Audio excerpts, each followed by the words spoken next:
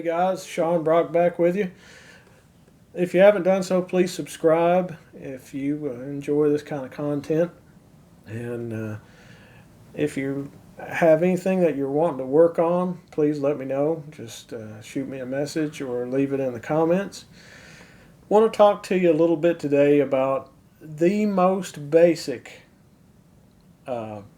concept of mandolin playing that most everybody takes for granted. They don't even think about it. And to do so, I'm going to have to tell you a little of my history. I started on guitar when I was 9, and I picked up mandolin as best as I can remember when I was 14. I got a little A-style mandolin for Christmas, and that's what I wanted. A buddy of mine said, you can get all kind of gigs when you're a mandolin player, and I said, all right, well, I like money, so and then I called the same guy up on the phone, Frank Farley. He had been my guitar teacher when I started playing at the age of 9, and I said, hey, I've got this thing. What about making chords on it? And he told me over the phone how to make a G chord and a C chord, and that's the only instruction that I ever received on the mandolin. So, backed with guitar knowledge and the how to make a G and a C. Oh, and he did tell me that if you lower your first finger, you can turn that C, D, E, F, whatever into a minor. So that was pretty much all I needed to know, I guess, and I wanted to figure out the rest. And I started sitting down. Back in those days, we didn't have YouTube, and it was kind of even hard to get books of tablature and things. So I sat down with records, and I learned stuff off of records just like I had on guitar.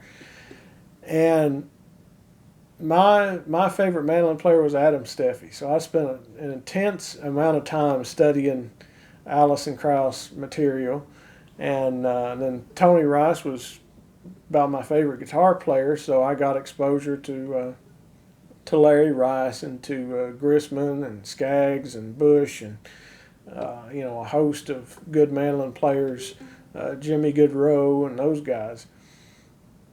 And probably after I had been playing the mandolin for maybe a month or so, I figured out that one of the biggest assets to learning anything was to understand the shapes.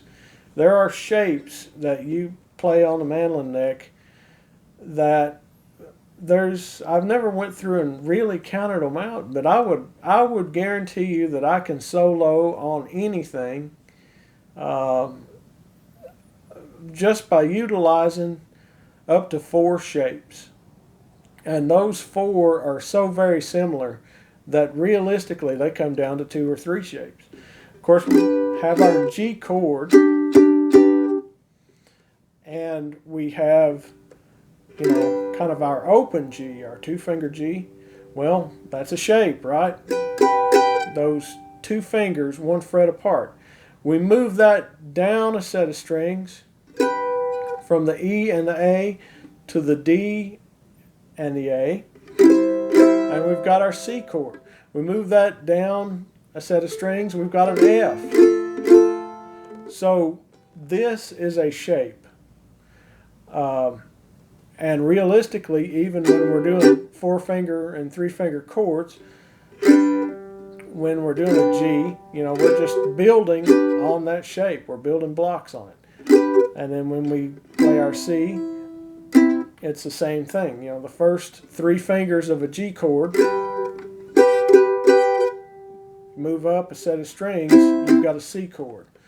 So these shapes, those, I would call them 1. I mean, even though you're adding the pinky in on the G, that shape and the other shape, like a lot of times you'll make in B. Now, of course, we can make a C chord, we can slide that down a half step, and we have a B there. But the shape I'm talking about is basically reversing this G shape and putting our middle finger on top and right there at the 4th fret on the D string, and our index on the B note of the A string there at the 2nd fret. That shape there. So just to give you an idea, say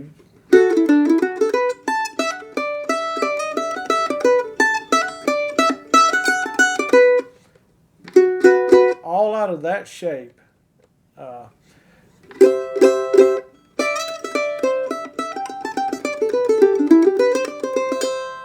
Two shapes, this shape and this shape. And as we move into D, same thing. Of course, we have what we can introduce as a 3rd shape. If we're playing an open D, we've got this. And most of the time we've kind of just got this, where we're playing the G string at the 2nd fret. And then when we move that up to E, and we start to barn it, well, guess what? It's the same shape as what we made when we played out of B and out of C here. So there's E, F, same thing. We can play out of G position. I play a lot right here.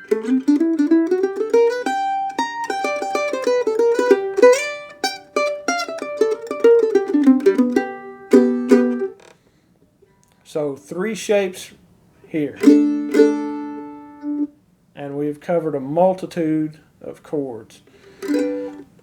And anytime you want to improvise, you know, if you're starting out and you know G, you've got some licks in G, you know, you've just got scales down, and you know E, you know D, anything you play out of D, anything you play out of E, you can slide it up here using the same shape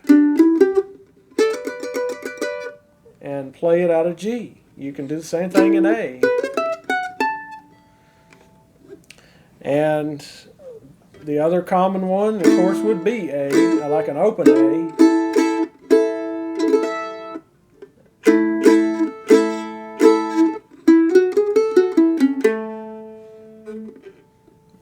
And instead of making that E shape, throw your 3rd finger in there. Let that middle finger hang out. Don't stick it up too far, though. You don't want people to get the wrong idea. So right there at the 6th fret, 6th fret on the G, 2nd fret on the D.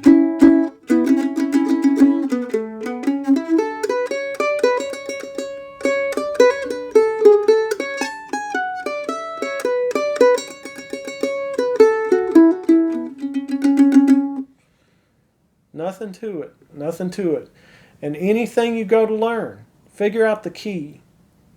And you can soon, when you figure out the key that the song is in, you can soon figure out what the kickoff is supposed to be, or what they're doing on the solo there, just by knowing the shape. You know, something like a Rank Stranger, Ricky Skaggs. He does it out of F. Well, we figure out it's out of F, and we think, well, what F shapes do I have? I've got this, I've got this, I've got that E shape I can move up right there. I've got an F chord, which is just moving a C chord all the way down the neck. So that's a bunch of shapes we've got. So we're already in on this song because we know the fingerboard. Just through 3 shapes, we know the entire fingerboard for F. And that song happens to begin, but we can figure it out, except it's an F. We can figure it out if we know these shapes.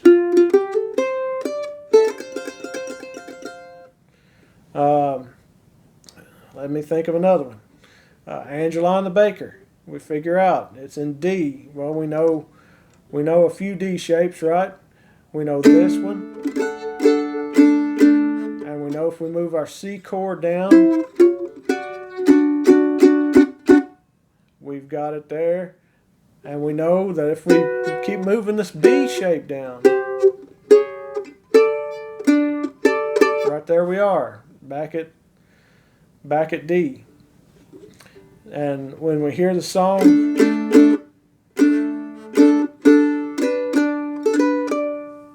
we can tell that they're open. They don't sound. It's the same thing right here, right?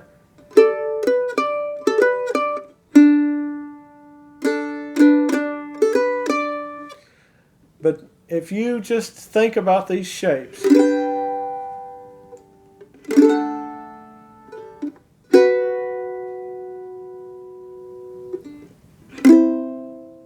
just those, and you move them around, you can learn absolutely any song that you want to learn just through those shapes. Hope this helps you guys.